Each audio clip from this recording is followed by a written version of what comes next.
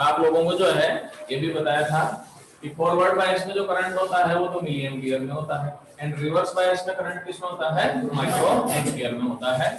तो ये तो फॉरवर्ड बायस हो गया। करंट जो होता है आई फॉरवर्ड ये मिली एम्पियर में होगा और रिवर्स बायस में जो करंट होगा ये किसमें होगा, माइक्रो एम्पियर। माइक्रो का मीनिंग है 0.0000 एंड 1 या 2 जो भी है अपने पास ये रहेगा। ये अप्रोक्सीमेटली क्या ले सकते हो, 0 नेग्लिजिबल है क्या नहीं है अपने पास। और यूं भी इसके कंपेयर में तो वैसे भी नेग्लिजिबल है क्योंकि इसका वैल्यू कितना है बताओ, 0.001 है अपने पास। इसके कंपेयर में ये 1000 टाइम्स कम है क्या नहीं है अपने पास, ये 1/1000 टाइम्स है अपने पास। तो इसको अपन क्या ले सकते हैं, देखो एग्जैक्टली 0 तो नहीं है, मैं भी जानता हूँ तुम भी जानते हो, पर अप्रोक्सीमेटली क्या ले सकते हो, इसको नेग्लिजिबल ले सकते हैं कि नहीं ले सकते हैं अपने पास। तो ये अप्रोक्सीमेटली क्या हो गया, नेग्लिजिबल। इट मींस अपने पास एक चीज समझ में आई कि फॉरवर्ड बायस में तो अपने को खूब करंट मिलता है और रिवर्स बायस में करंट किसके इक्वल हो जाएगा, 0 के इक्वल हो जाएगा। अपन ये कह सकते हैं कि डायोड फॉरवर्ड बायस में तो कंडक्शन में कह सकते हैं और रिवर्स बायस में नॉन कंडक्शन कह सकते हैं। तो फॉरवर्ड बायस को तो अपन क्या कह सकते हैं, कंडक्शन, एंड रिवर्स बायस को क्या कह सकते हैं अपन, नॉन कंडक्शन। तो अपन इसको ये भी बोल सकते हैं कि फॉरवर्ड बायस में डायोड जो है वो ऑन फेज में हो गया एंड रिवर्स में off, so that diode behave like as a switch. समझ में आई नहीं आई मेरी बात, diode behave like as a switch. अरे स्विच होता है ना, इसमें दो पोजीशन होती है, एक तो ऑन होता है, एक क्या होता है, ऑफ होता है। तो डायोड जो है स्विच की जैसे कैसे बिहेव करेगा, डायोड अगर फॉरवर्ड बायस में है खूब करंट मिलेगा, ऑन की पोजीशन मान सकते हैं। डायोड रिवर्स बायस में है, करंट नेग्लिजिबल ले सकते हैं जो 0 हो जाएगा।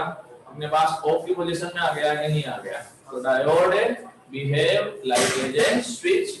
अब ये बता दो मेरे को, जब इतना ये बता दिया मैंने, डायोड जो है वो वन डायरेक्शनल डिवाइस हुई या टू डायरेक्शनल डिवाइस हुई, टू डायरेक्शनल। अच्छा वन डायरेक्शनल कैसे, फॉरवर्ड बायस में ऑन हो गया खूब करंट देता है, रिवर्स बायस में करंट किसके इक्वल हो गया, 0 के इक्वल। तो वन डायरेक्शन में यूज काम कर रहा है या टू डायरेक्शंस में, दोनों में बराबर काम कर रहा है, ठीक है। तो डायोड जो हो गई वन डायरेक्शनल डिवाइस हो गई, जबकि जो रेजिस्टेंस होता है वो क्या होता है, टू डायरेक्शनल। कैसे अभी बता देता हूं आपको समझ में आ जाएगा। ए बी ये रेजिस्टेंस है, मान लो ये 2 ओम का रेजिस्टेंस है, ठीक है। ये सेल से कनेक्ट किया, 12 वोल्ट है, करंट कितना होगा इस समय, V अपॉन R कितना आएगा बताओ, 6 एम्पीयर। अब मैं एक दूसरा काम करता हूं, ये लो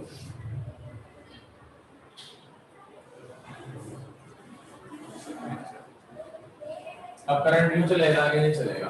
अब अपने पास अगर वोल्टेज सेम ही हो फिर करंट कितना होगा बताओ, 6 एम्पीयर। तो रेजिस्टेंस टू डायरेक्शनल हो या वन डायरेक्शनल, टू डायरेक्शनल। कैसे, इस डायरेक्शन में भी उतना ही करंट है, इस डायरेक्शन में भी उतना ही करंट है, तो दोनों डायरेक्शंस में अपने पास सेम बिहेव कर रहा है कि नहीं कर रहा है। अब तो समझ में आ गया कि रेजिस्टेंस हो गया टू डायरेक्शनल हो गया, कैपेसिटर होगा वो भी टू डायरेक्शनल होगा, बट डायोड क्या होगा, वन डायरेक्शनल।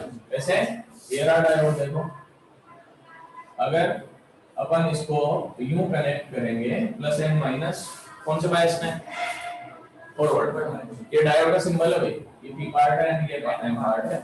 फॉरवर्ड बायस में होगा खूब करंट मिलेगा कि नहीं मिलेगा, इसको जैसे ही मैं रिवर्स में दूंगा करंट किसके इक्वल हो जाएगा, 0 के इक्वल।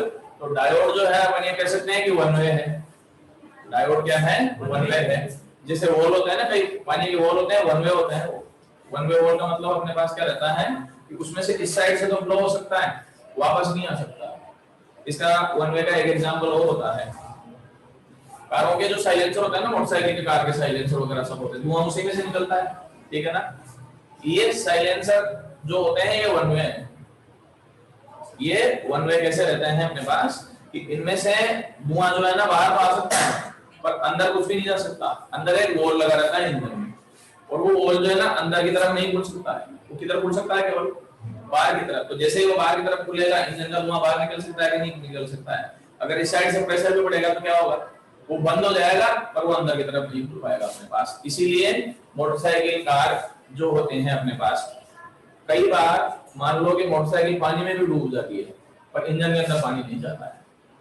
कोई कहेगा कि भाई इंजन के अंदर चला जाता है, मैं फिर बता देता हूँ इंजन के अंदर पानी कब जाता है। इंजन के अंदर पानी तब जाता है जब आप मोटरसाइकिल चला रहे हो, ठीक है ना, ऑन हो और चलते हुए बंद हो गई हो। तो वो दरअसल होता क्या है, चलते हुए बंद हो जाती है तो कैसे चला जाता है, वो वाल्व जैसे ही धुएं के लिए खुलता है वो इस पोजीशन में आया, इसी समय अगर ऑपरेटिंग बंद हो गई, मान लो मोटरसाइकिल बंद हो गई, तो वो सरकेगा तब तक तो पानी जा सकता है, नहीं जा सकता है, बस वो केवल उसी पोजीशन में पानी जाता है। अदरवाइज जब वो बंद हो जाता है तो पानी नहीं जा सकता है। पैकिंग इसी तरह से होती है इंजन की, कि अंदर पानी नहीं जा सकता है, और वो पड़ी रहे तो बात अलग है, अदरवाइज पानी इजीली एंट्री नहीं होता है। तो वन वे वाल्व का मतलब समझ में आ गया, डायोड भी वन वे हो गया कि नहीं हो गया। So that diode is a one directional device। यहाँ तक क्लियर है। आगे अपन चलते हैं। ये टू टाइप के करंट होते हैं, इतना तो सभी जानते हो, एक तो एसी होता है, एक क्या होता है, डीसी होता है। ये कौन सा करंट है, एसी। ये अल्टरनेटिंग करंट है अपने पास।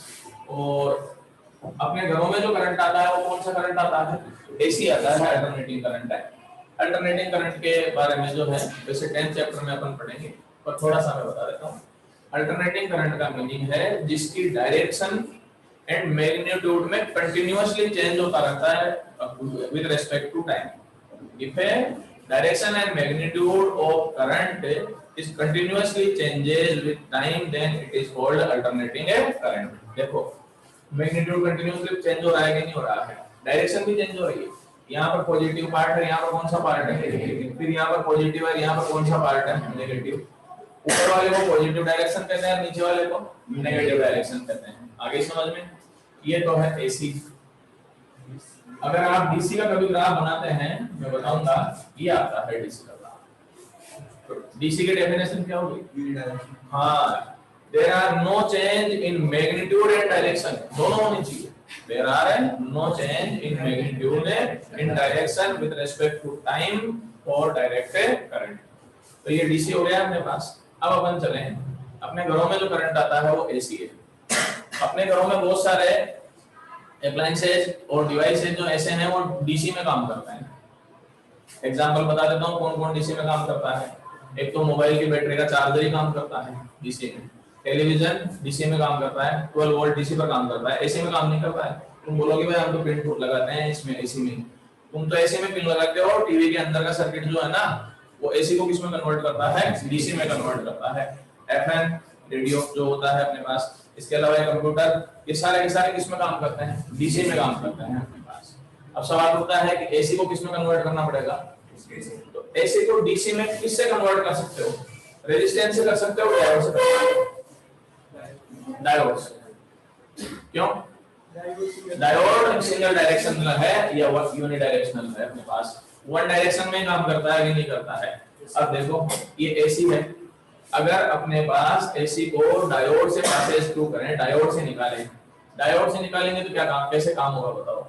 मान लो कि ये पॉजिटिव पार्ट आया, उस समय डायोड फॉरवर्ड बायस में आ जाएगा, करंट निकलेगा नहीं निकलेगा। जैसे ये साइकिल आएगा डायोड कौन से बायस में आएगा, रिवर्स में आएगा। रिवर्स में आएगा तो करंट कितना हो जाएगा, 0 हो गया। करंट 0 हो गया तो ये पार्ट खत्म, फिर ये आते ही वापस चालू हो जाएगा, फिर ये बंद हो जाएगा। तो ये नीचे वाला हट गया, अब टू डायरेक्शनल रह गया कि वन डायरेक्शनल रह गया, वन डायरेक्शनल। तो ऐसे किसमें कन्वर्ट हो जाएगी। तो ये डायोड का सबसे बेसिक यूज भी है। Diode is used in A rectification, आगे मैं पढ़ाऊंगा कि रेक्टिफिकेशन किसको कहते हैं। Process of converging AC into DC is called A rectification. तो डायोड रेक्टिफिकेशन में क्यों यूज आएगा वो भी समझ में आएगा, because diode is a one directional device, so that diode is used in a converting AC to DC। Clear है, ये इसलिए इतना बताया। अब अपन चलते हैं, अब ग्राफ वगैरह देखते हैं।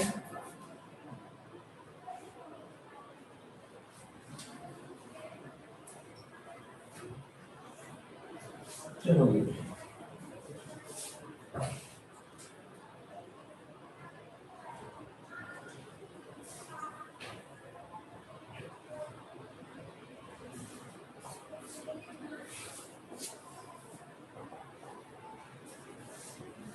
देखो भाई, characteristics curve of a diode. मैं एक चीज पहले बता देता हूँ, फिजिक्स में किसी भी डिवाइस के कैरेक्टरिस्टिक्स कर्व बनाने हो तो या डेफिनेशन देनी हो तो बेसिक डेफिनेशन है graph between voltage and current is called a characteristics curve. अब डायोड के लिए है तो डायोड टर्म जोड़ देना, ट्रांजिस्टर है तो ट्रांजिस्टर के लिए, रेजिस्टेंस है तो रेजिस्टेंस। जैसे फॉर डायोड तो क्या लिखोगे अपने पास, graph between voltage and current for a diode is called a characteristics curve of a diode. ये है, आ गया समझ में अपने पास। डायोड के ऑपरेटिंग टू टाइप से कर सकते थे, एक तो फॉरवर्ड, एक है reverse, so that these curves are also two types. कौन कौन से हो जाएंगे, एक तो फॉरवर्ड बायस का हो जाएगा, एक है रिवर्स बायस का हो जाएगा। पहले तो मैं चलता हूं ये फॉरवर्ड बायस करा देता हूं। अब अपन चलें इसका ग्राफ भी देख लेते हैं पहले।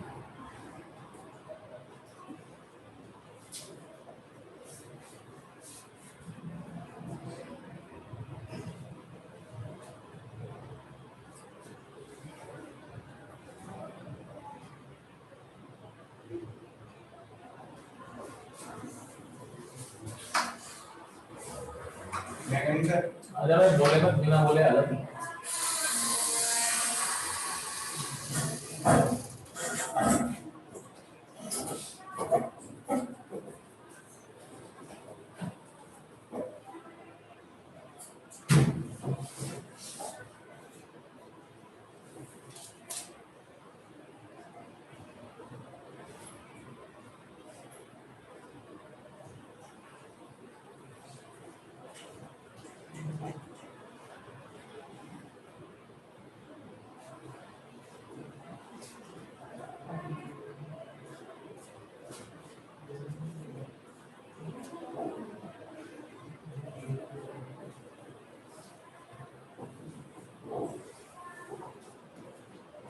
चलो भी है ना।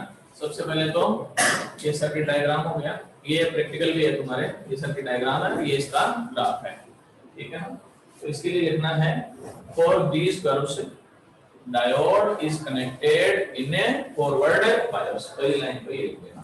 उसके बाद में इसको देख के लिखना है अपने पास, ठीक है। For these curves diode is connected in a forward bias, उसमें अपने को लिखना है forward voltage is measured by voltmeter and forward current is measured by milliammeter.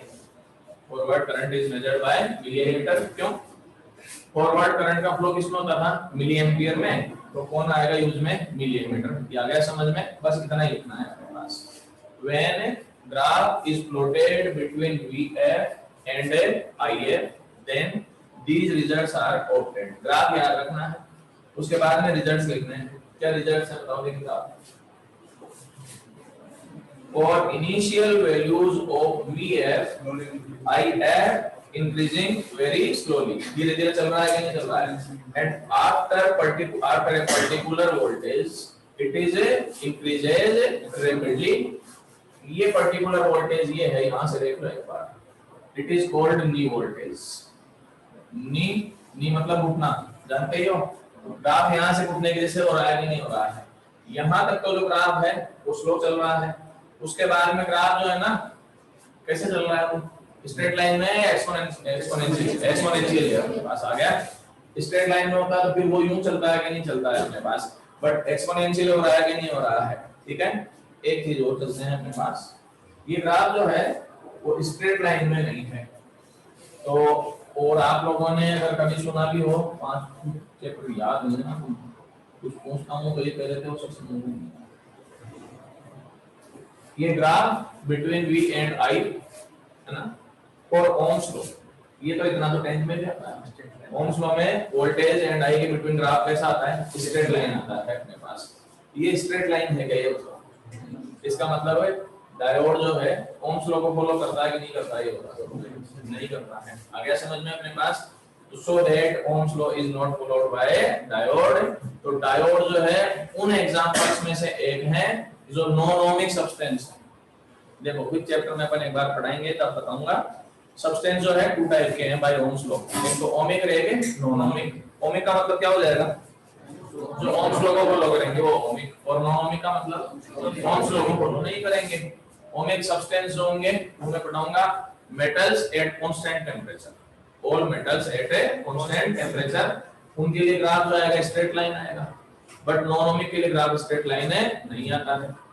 एक चीज और चलते हैं अपन इसमें, ये V एंड I है, इसमें कहीं भी अगर आप एंगल निकालते हैं, देखो जैसे ये ट्रायंगल ले लिया, ये ट्रायंगल ले लिया, एंगल सेम ही रहेगा कि नहीं रहेगा, इसका मतलब अपने पास अगर आप ग्राफ से V अपॉन I निकालोगे तो हर जगह वैल्यू डिफरेंट रहेगी या इक्वल रहेगी, कांस्टेंट रहेगी सब जगह, इसमें रहेगी कि नहीं रहेगी, क्योंकि ग्राफ की नेचर चेंज हो रही है नहीं हो रही है। देखो यहाँ से स्लो चल रहा है और बाद में वो तेज चल रहा है कि नहीं चल रहा है, इसका मतलब ग्राफ का नेचर अलग अलग जगह अलग अलग हो गया कि नहीं हो गया। अब अपन आते हैं R इज इक्वल टू क्या होता है V अपॉन I, तो रेजिस्टेंस की डेफिनेशन क्या हो गई यहाँ से बता दो, यूं तो अलग है पर यहाँ से बता दो, ratio of voltage and current is called resistance. अब जो है ना फॉरवर्ड बायस में फॉरवर्ड रेजिस्टेंस की डेफिनेशन देनी है, क्या करोगे, सब में फॉरवर्ड टर्म जो है ना ऐड कर दो, क्या लिखोगे, ratio of forward voltage and forward current is called forward resistance. अब तो आ गया समझ में, ये यूं अपने पास डेफिनेशन दी जाती है, यूं कनेक्ट किया जाता है, तो ratio of forward voltage and forward current is called forward resistance. Clear. अब एक बार देखना,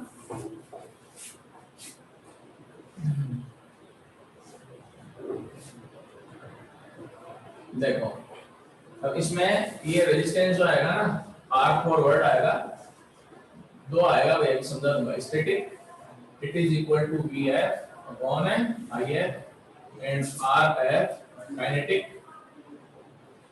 ये आएगा del VF upon del IF, दोनों अलग अलग हैं और क्यों हैं मैं समझा भी देता हूँ। ये स्टैटिक का मीनिंग तो क्या है, एट ए पर्टिकुलर पॉइंट, किसी भी वन पॉइंट पे, ये क्या है, ये 2 पॉइंट्स पे लेना है, कितने पॉइंट्स पे लेना है, अब ये डबल क्यों लेने पड़े फिर मैं बता देता हूँ।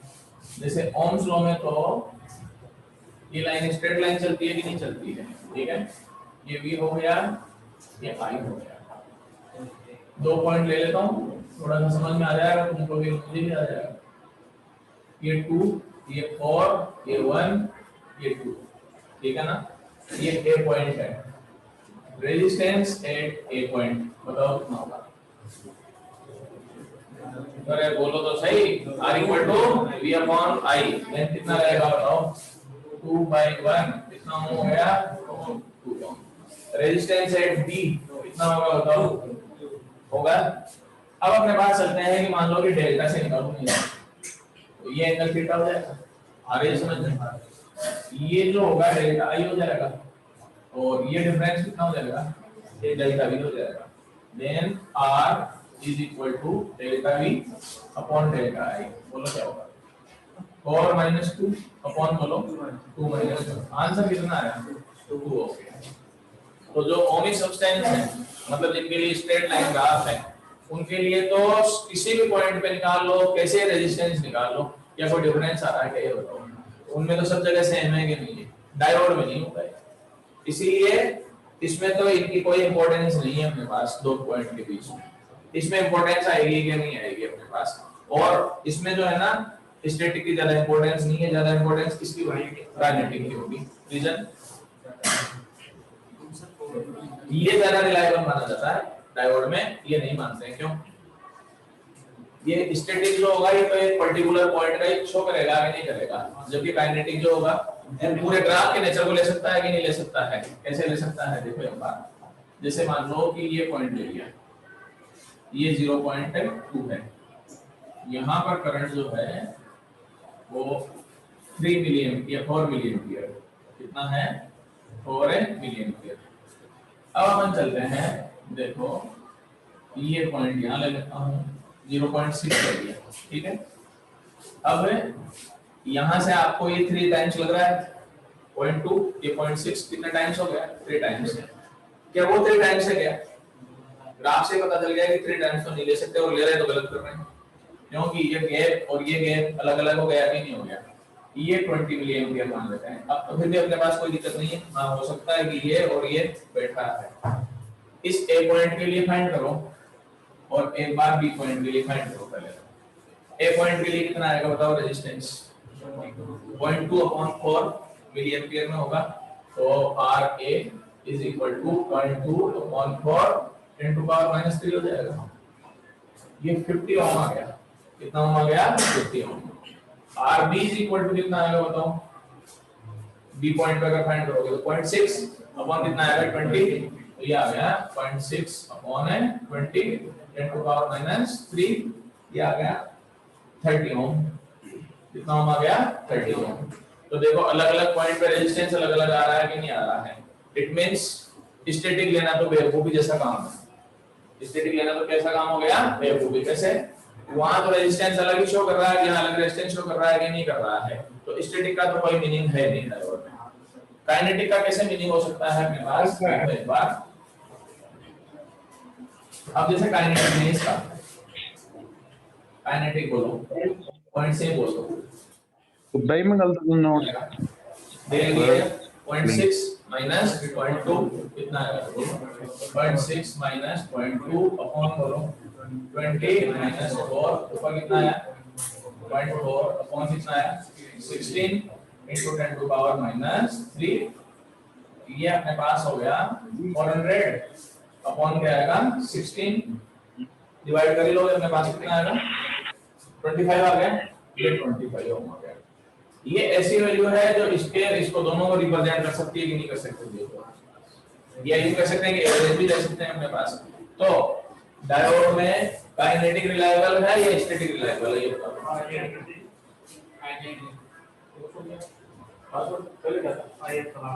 वही तो और नहीं लेना बेटे अच्छा क्या ये स्टार्ट से यूनिक कोड रोज है। क्लियर है? तो कोई दिक्कत नहीं है काइनेटिक का, है ना? अगर स्ट्रेट लाइन है तो फिर कोई दिक्कत ही नहीं है। अगर अपने पास स्ट्रेट लाइन ग्राफ नहीं होता है तो काइनेटिक रिलायबल है, स्टैटिक रिलायबल है नहीं है। चलो कहां से बताया? इसने कहां से बता दिया? ये बताया। चलो अब आते हैं, हाँ एक चीज और है। तुम लोगों ने एक चीज देखी, देखो अपन ने दो तीन वैल्यू निकाली, ये 30, ये 25, ये 50। कई बार इसका वैल्यू जो है ना 150 पे जाता है, कई बार 120 पे जाता है, 100 पे जाता है। तो फॉरवर्ड बायस जो है ना, उसमें रेजिस्टेंस जो होता है अप्रोक्सीमेटली किसके नियर चलता है? 100 के आसपास चलता है। 100 के आसपास का मतलब ये नहीं है भाई 105, ऐसा कुछ नहीं है। 50 to 150, तो इन ऑर्डर ऑफ 100 ओम रहता है अपने पास, ये कह सकते हैं। So that resistance in forward bias of diode is in order of 100 ohm. Clear? आगे बढ़ो। रिवर्स बायस का अपने पास चलते हैं, फिर देखते हैं क्या रहता है।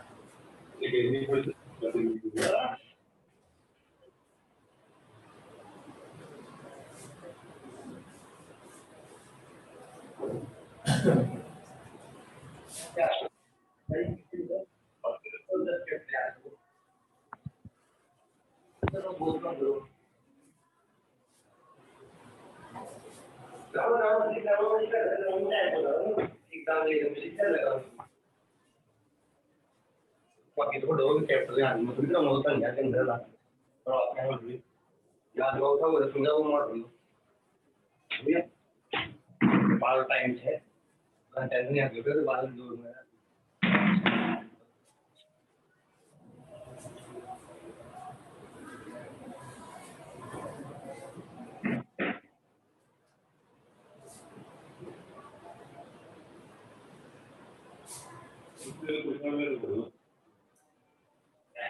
एक किताब में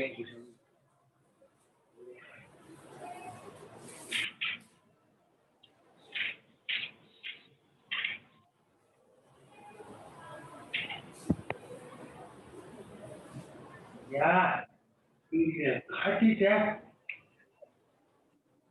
ये बोला पूरी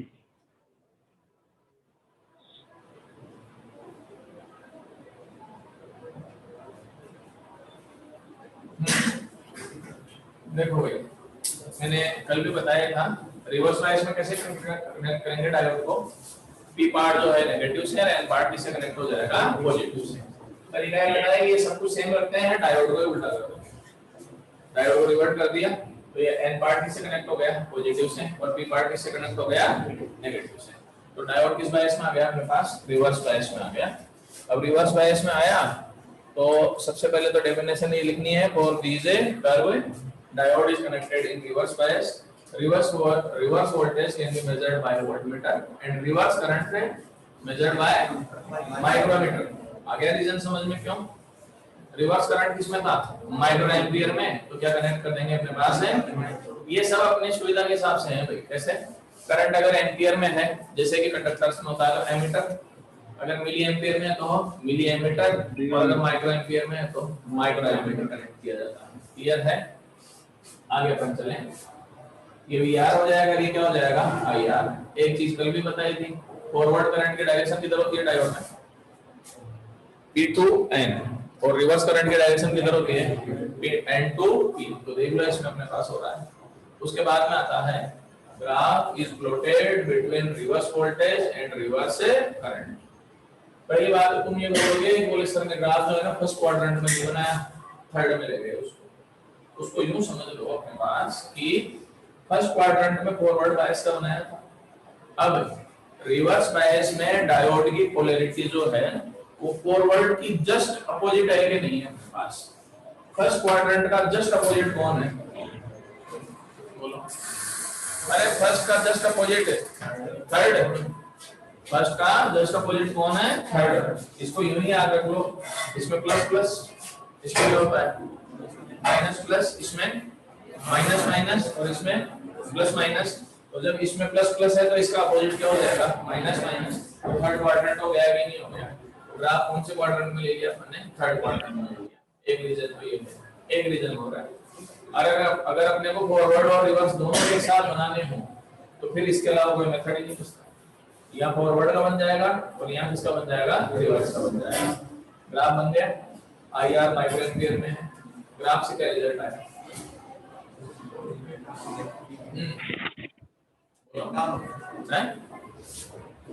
तेज बोल तो सही, नहीं तो असली नाम बोलूं की तरह। हाँ क्या रिजल्ट आया ग्राफ से? अरे ब्रेकडाउन नहीं चाहिए मेरे को, उससे पहले का चीज पहले तो कांस्टेंट ही रहता है, बस इतना ही बहुत है। आगे आगे क्या हो रहा है वो तो भूल जाओ, है ना। अपने को बस यही लिखना होता है, for all values of VR IR approximately remains constant। थोड़ा बहुत इंक्रीज होता है तो IR approximately remains constant। अब तुम बोलोगे ये यहाँ इंक्रीज भी तो हो रही है, ये जो है ना इसमें नहीं पड़ता, ये रिवर्स ब्रेकडाउन एक अलग ही टॉपिक है। तो अपने को ग्राफ का नेचर यहीं तक स्टडी करना है इसमें। इसके बाद में क्या हो रहा है, रिवर्स करंट जो है ना वो इतना ज्यादा इंक्रीज होता है कि डायोड में अपने पास जो माइक्रोमीटर होता है वो लास्ट तक चला जाता है मिडल। तो उसका स्टडी जो है ना इसमें नहीं कर रहे हैं, हमने वो केवल यहाँ से यहाँ तक कर रहे हैं। तो अप्रोक्सीमेटली कांस्टेंट हो गया कि नहीं हो गया। उसके बाद में रिवर्स रेजिस्टेंस की डेफिनेशन दो, क्या होगी, ratio of reverse voltage and reverse current is equal to reverse resistance. कोई टू टाइप का, वन इज स्टैटिक, क्या होगा स्टैटिक बोलो,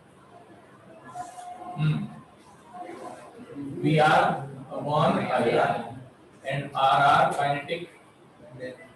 अब तो जानते ही हो सब, del VR upon del IR। अच्छा कभी ये सोचा है कि ये del V ये del I तो del R क्यों नहीं लिखते? ये लिखता हूँ ना मैं, 2 बार हो गए तो ये क्यों नहीं लिखता हूँ, कौन? Because resistance is not depends on voltage and current। Resistance जो होता है ना अपने पास, it is not depends on voltage and current. अगर आपने वोल्टेज को डबल कर दिया तो करंट भी डबल हो जाएगा और आंसर सेम आ जाएगा। ये रेजिस्टेंस जो है ना, ये 10 चलो 5th चैप्टर तो समझ में नहीं आया, पर 10th तो पढ़ी है ना, 10th में क्या आता है, resistance is not depends on V and I, it is depends on nature, length, cross section area and temperature। Clear है मैटर अपने पास। अब अपन एक और चीज चलें, ये 10 to the power -6 में होती है, माइक्रो एम्पियर में होती है। तो ये माइक्रो एम्पियर में है तो ये ऊपर जाएगा, ऊपर जाएगा तो रेजिस्टेंस का वैल्यू अप्रोक्सीमेटली कितना आ गया बता दो, 10 to power 6 ohm, so that reverse resistance is in order of a mega ohm. Reverse resistance is in order of a mega ohm. इसलिए करंट जो है ना नेग्लिजिबल है। करंट नेग्लिजिबल क्यों है, उसका रीजन ये है, क्यों, रेजिस्टेंस बहुत हाई हो गया कि नहीं हो गया अपने पास, रेजिस्टेंस हाई है तो करंट उसको अपने पास पार कर सकते हैं क्या, ये बताओ, नहीं कर सकते हैं। इलेक्ट्रॉन्स आते तो स्पीड से हैं बट उनकी एनर्जी डिक्रीज हो जाती है, किसमें कन्वर्ट हो जाती है भाई, उसको पार ही नहीं कर पाते हैं, तो घुसते तो हैं वो उसमें सेमीकंडक्टर में, फिर वो क्या हो जाता है, उनकी एनर्जी को कहां चली जाती है, हीट लॉस, कहां चली जाती है, जब भी रेजिस्टेंस बहुत ज्यादा होगा हीट में कन्वर्ट होगा, क्योंकि रेजिस्टेंस का मीनिंग क्या है, विद्युत चक्र है क्या रेजिस्टेंस, सीधे समझाओगे रेजिस्टेंस क्या है, ये मैं फिर समझ जाओ, बता दो क्या है रेजिस्टेंस क्या है, फिर इलेक्ट्रॉन चलता है, एटम से टकराता है, तो एटम से टकराने से उसकी वेलोसिटी डिक्रीज हुई तो काइनेटिक एनर्जी भी डिक्रीज होगी, वो हीट में कन्वर्ट हो जाएगी, तो ये मान लो कि रेजिस्टेंस क्या है, देसी भाषा में ये कह सकते हैं कि इलेक्ट्रॉन चल रहा है और एटम ने टांग अड़ा दी, टांग अड़ाने का मतलब रेजिस्टेंस बाधा डाल दी कि इंपीडेंस हो गई कि नहीं हो गई, तो इंपीडेंस प्रोवाइडेड बाय एटम्स और ions of a material is called resistance and it is called resistive property।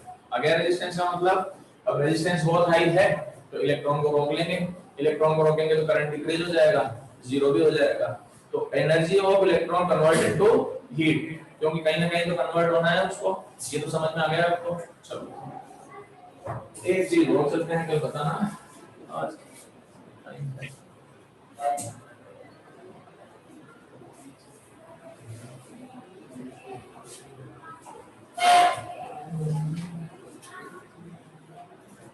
देखो भाई, और ए डायोड है, डायोड के लिए रिवर्स बायस हो या फॉरवर्ड बायस हो, एक कॉमन इक्वेशन दी जाती है करंट की, I is equal to IS e की power EV upon KT minus 1। देखो मैं पहले बता देता हूँ, ये चार्ज ऑफ इलेक्ट्रॉन है, ये वोल्टेज है, K इज वोल्टेज मान कांस्टेंट एंड T इज क्या होगा, एब्सोल्यूट टेंपरेचर, केवल टेंपरेचर थोड़े ही केल्विन में आएगा, एब्सोल्यूट टेंपरेचर है, ये E क्या है, ये एक्सपोनेंट, ये एक्सपोनेंट है, तो ये ध्यान में रखना कि चार्ज ऑफ इलेक्ट्रॉन नहीं है, तो अपन कई बार ये भी लिखा जाता है IS, ये इस प्रॉब्लम्स को हटाने के लिए क्या लिखा जाएगा, EV अपॉन KT माइनस 1। अब तो आ गया समझ में, अपने पास एक्सपोनेंट है, IS जो है वो सैचुरेशन करंट है भाई, सैचुरेशन करंट क्या होती है अभी समझा देता हूँ, बाकी लिखने की जरूरत नहीं है, ये रखे लिखा, दोनों ग्राफ पढ़ लिए उन लोगों ने, मैंने पढ़ा दिए, तुमने क्या पता पढ़े, ये आई है और ये वी आर, ये क्या हो गया जी, आई आर,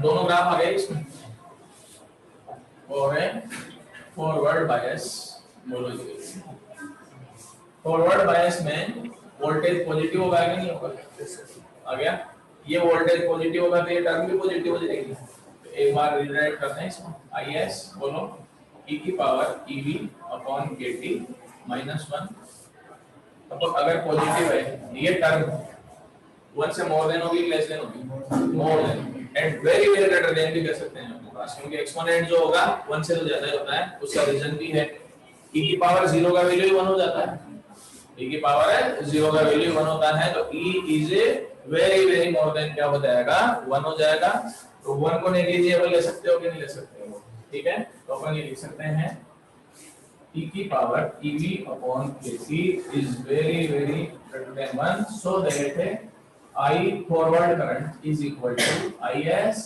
e की पावर EV अपॉन KT। तो फॉरवर्ड करंट कैसे इंक्रीज होगा अब ये बता दो, एक्सपोनेंशियल इंक्रीज होगा, क्योंकि डायरेक्ट इक्वेशन आ गया कि नहीं आ गया, आ गया समझ में, तो ये रहा एक्सपोनेंशियल इंक्रीज हो गया अपने पास। शुरू में स्लो क्यों चल रहा है वो तुमको भी पता है, एक्सपोनेंट्स के शुरू के वैल्यू धीरे चलते हैं। e की पावर 0 का वैल्यू 1, फिर e की पावर 1 आएगा, फिर e की पावर 2 आएगा, फिर पावर इंक्रीज होगा तो बहुत तेज चलेगा नहीं चलेगा, पर शुरू में स्लो चलता है कि नहीं चलता है। दूसरा, ये 1 भी तो नेग्लिजिबल ले लिया कि नहीं ले लिया, तो दोनों इफेक्ट हो गए। और रिवर्स बोलो क्या होगा, और रिवर्स बायस v क्या हो जाएगा, नेगेटिव। नेगेटिव होगा तो क्या आएगा, is e की power minus e upon kt minus 1 upon negligible. अब ये नेग्लिजिबल हो जाएगा इसके कंपेयर में, तो अपन ये लिख सकते हैं e की power minus ev upon kt is very very less than 1, तो 0 ले लें इसको। इसको 0 लोगे तो क्या हो जाएगा, is 0 minus 1, so that I reverse nearly equal to minus is। ये कांस्टेंट है कि नहीं? सैचुरेशन करंट का मीनिंग है मैक्सिमम करंट आ चुका है अपने पास, ये मैक्सिमम करंट हो रहा था, ये आ गया सैचुरेशन करंट, तो so that reverse current is approximately saturation current. Value कोई इंक्रीज नहीं होगा, कोई वेरिएबल नहीं आ रहा है, देख लो भैया इसको आ रहा है कि नहीं भी, अपने पास कोई वेरिएबल नहीं है, करंट अप्रोक्सीमेटली कांस्टेंट हो गया कि नहीं हो गया। क्लियर है सारा का सारा, बाकी अपन कल पढ़ेंगे। स्क्रीनशॉट ले लो।